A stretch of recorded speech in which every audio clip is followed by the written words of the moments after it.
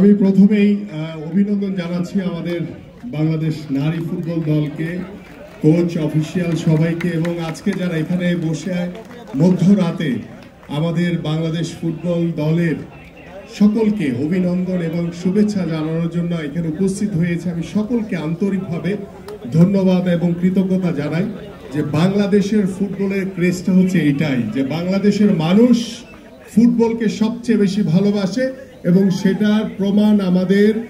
নারী ফুটবল দলের মাধ্যমে আজকে সারা বাংলাদেশের প্রত্যেকটি সাধারণ মানুষ,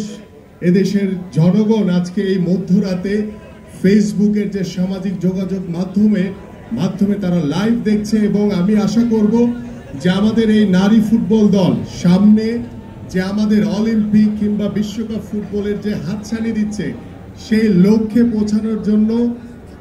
আমাদের পক্ষ থেকে, বাংলাদেশের পক্ষ থেকে, বাংলাদেশের প্রতিটি সাধারণ মানুষের পক্ষ থেকে শুভেচ্ছা এবং অভিনন্দন থাকলো, শুভকামনা রইল যে আমাদের এই বাংলাদেশ নারী ফুটবল দল আগামীতে আরো ভালো কিছু রেজাল্ট বয়ে নিয়ে আসবে। সারা বাংলাদেশের মানুষ তাকিয়ে আছে সেই দিকে এবং আশা করব, এবং বাংলাদেশ ফুটবল ফেডারেশনের সভাপতি জনাব তাবিদ আওয়াল সহ যেখানে আজকে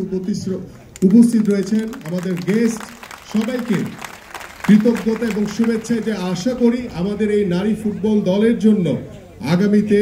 আরো সুযোগ সুবিধা বৃদ্ধির মাধ্যমে তাদেরকে প্রফেশনালি, পেশাদারি মনোভাব নিয়ে যাতে আমরা আগে আরো বেশি এগিয়ে যেতে পারি নারী ফুটবল দল নিয়ে, সেই প্রত্যাশায়, সেই শুভকামনা, এবং আমার প্রিয় দর্শক যারা রয়েছেন সকলকে আন্তরিক ধন্যবাদ এবং কৃতজ্ঞতা প্রকাশ করছি। সবাইকে ধন্যবাদ।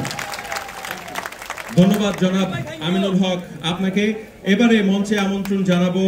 মোহাম্মদ